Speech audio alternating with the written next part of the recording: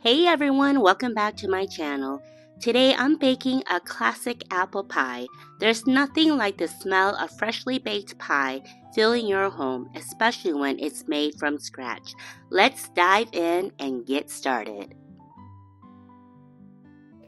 These are the type of apples I'm going to use. These are the Gala apples and Granny Smith apples. I like two different types. And this lemon I'm going to use later. The list of the ingredients and recipe for the apple pie will be in the description box.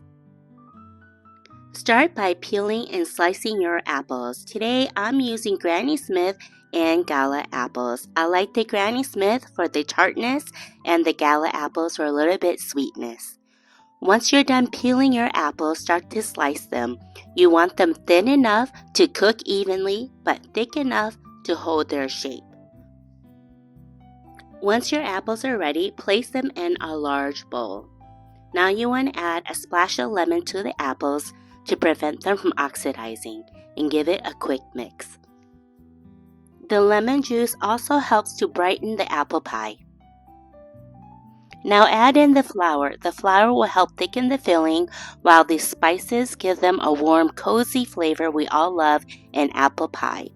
Next, we want to add in the sugar, which will give the sweetness to the apple pie that we love. Make sure to toss everything together until all the apples are evenly coated. The smell already is amazing.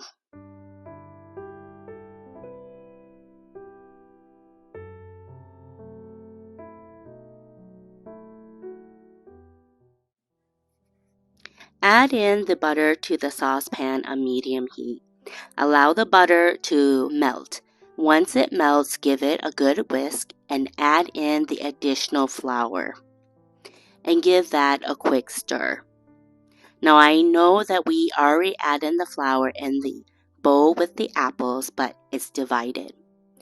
And I did miss the clip where I added in some water. Now you also want to add in the remaining sugar.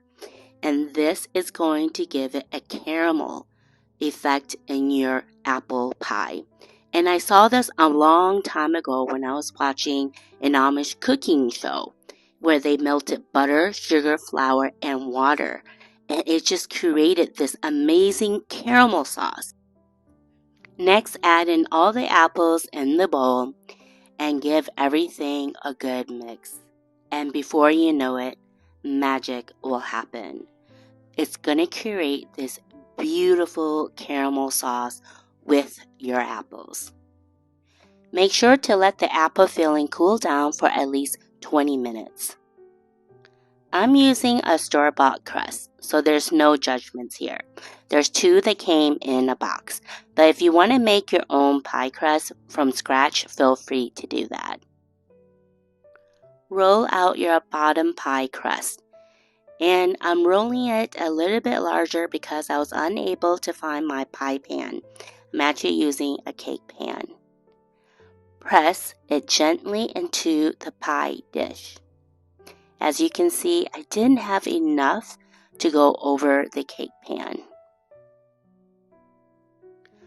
Roll out the top layer and cut the pie crust into strips to create a lattice topping. As you can see, I'm not the best at this.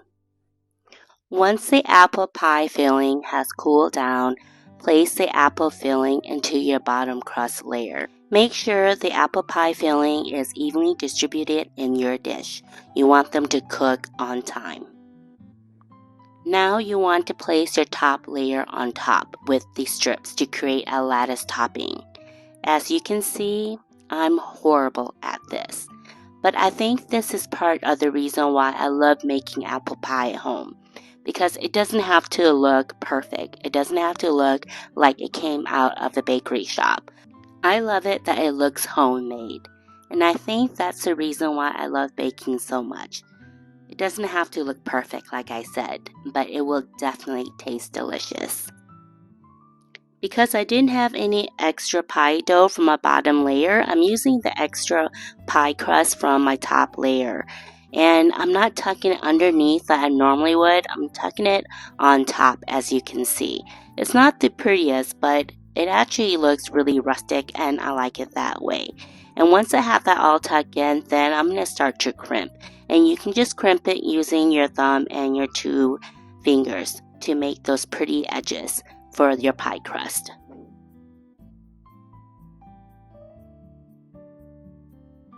To get a golden shiny crust, brush the top with an egg wash. This will help the apple pie brown beautifully. Preheat your oven at 425 degrees and bake it for 15 minutes and lower the temperature to 350 degrees for 30 minutes. And look at that. The smell is incredible and look at that caramel bubbling. Let it cool down for about an hour before serving so the apple pie filling can set. Now comes the best part, digging in. Look at that flaky crust and sweet spice apple filling. I can't wait to take a bite. This is perfection, a buttery, flaky crust with tender cinnamon spice apple. It doesn't get better than this. Oh, this is so yummy. I hope you like this recipe. Comment down below and let me know what your favorite pie is. Bye! As always, thanks for watching. I hope you enjoyed this easy apple pie recipe. If you try it at home, let me know how it turns out in the comments.